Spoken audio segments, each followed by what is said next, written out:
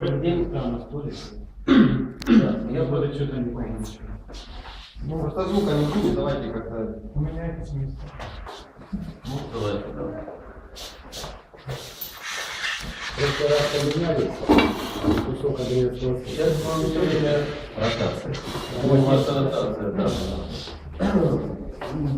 Смотрите, я, в общем-то, помимо того, что сопредседатель Громадской Рады английский узбек, так исторически сложилось, что я практически абориген Андреевского спуска, поскольку мы занимаемся неисторической деятельностью практически с 1986 года. Да?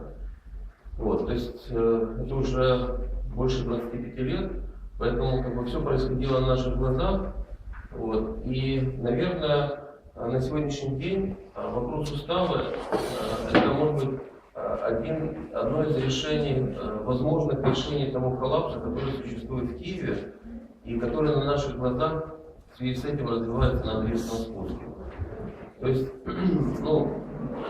я последние полгода еще занимался архитектурным проектом, да, и поэтому занимался конкурсом общественного здания с привлечением иностранных экспертов, и поэтому мне посчастливилось на вопрос архитектуры и того, что здесь происходит, посмотреть немножко шире. И после короткого анализа совершенно ужасающая ситуация, то, что в Киеве не существует архитектурных шедевров, вот, а то, что является нашей гордостью, Андреевская церковь, Растрелли, Городецкий и так далее, это на самом деле провинциальная архитектура. Это не является частью архитектурного исторического процесса.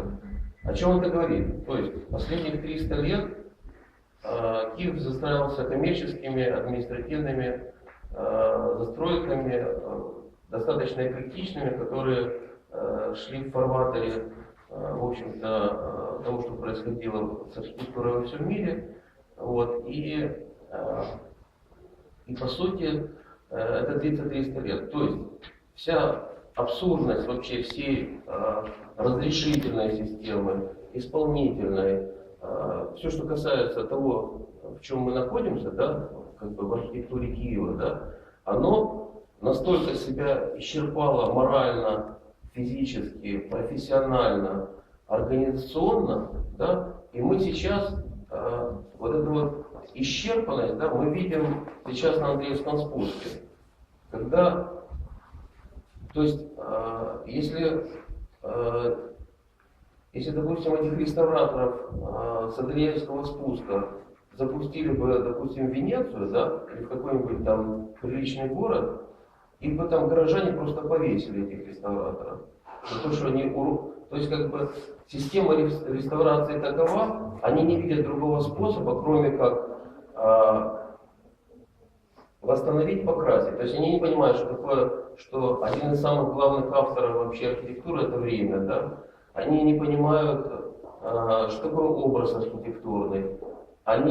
Я уже не говорю о том, что вообще кто-то, непонятно вообще кто-то здесь мыслит масштабами улицы или нет. Помимо частных интересов конкретных застроек. То есть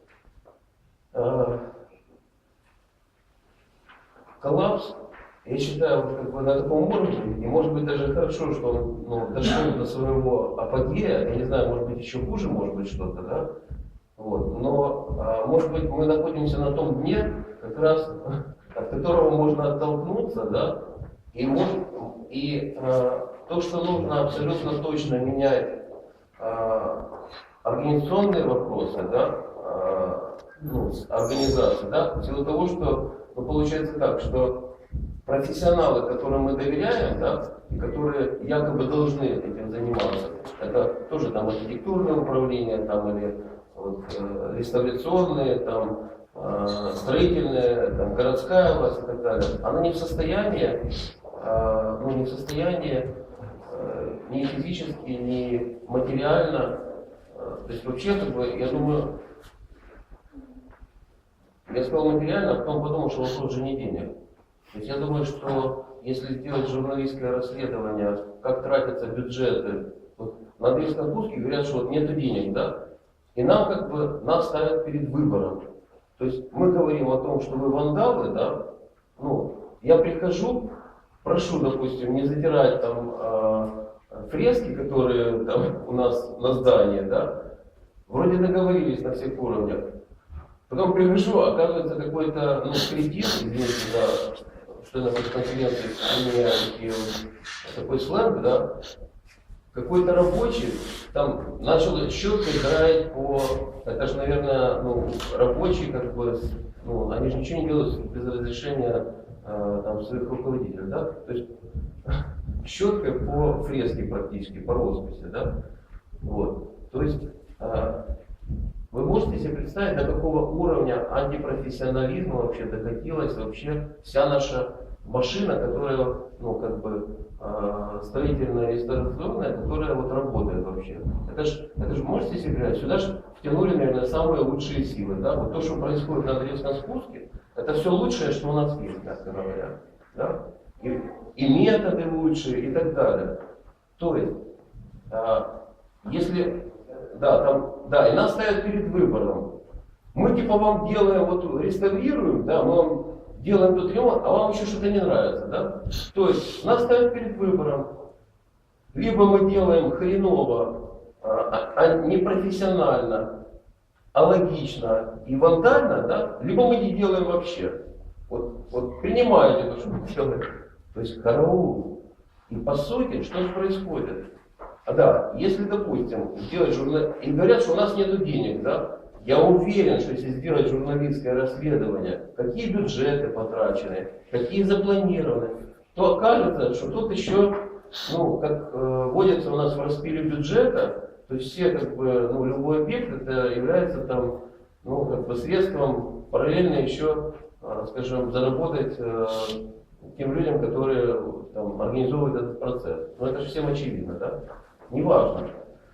То есть Андреевский спуск, как взирец нашей, как бы, строительно-управляющей индустрии, да, и в том числе и, скажем, в этом процессе, конечно, один из важных субъектов, казалось бы, должен быть общественность, да, вот. И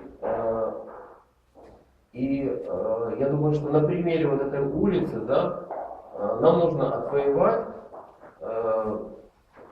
может быть, с позиции устава, может быть, с позиции не только с устава, да, с позиции других документов, которые последуют, да, возможность хотя бы каким-то образом соорудить вот эту модель, в которой общество и те профессионалы, которые не втянуты, как бы, в управленческий процесс, чтобы они могли каким-то образом влиять на политику позитивно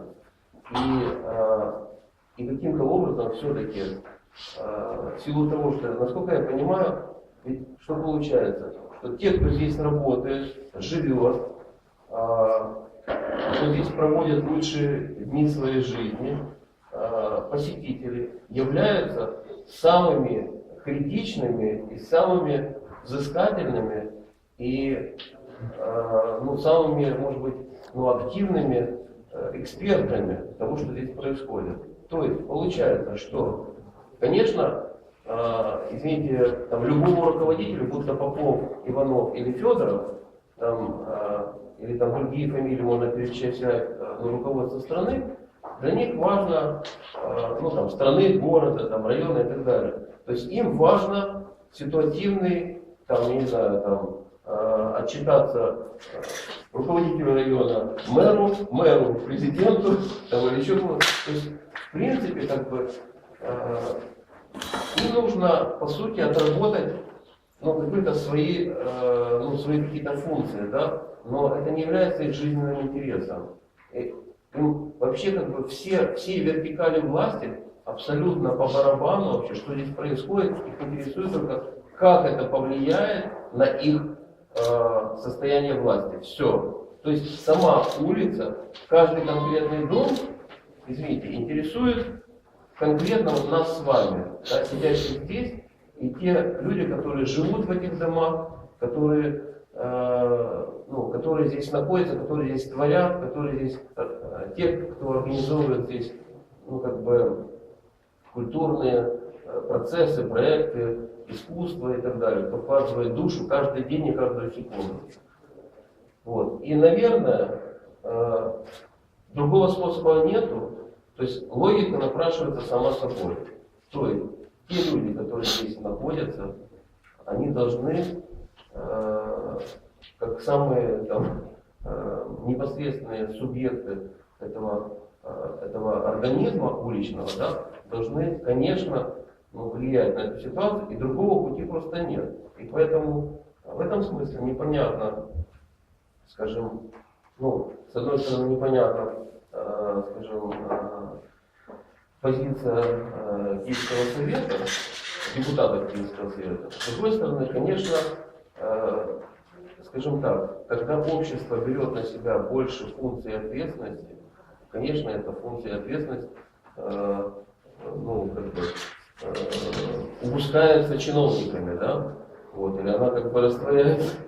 Вот. И на самом деле это единственная возможность создать вот тот баланс между ответственностью жителей и тех, кто здесь творит и работает, да, и теми чиновниками, которые за этот процесс отвечают. И вот создание этого баланса, одной из самых ключевых ролей сейчас играет, это вот этот устав. Других юридических способов, но пока мы не видим. Спасибо. Спасибо. Опять поменяем.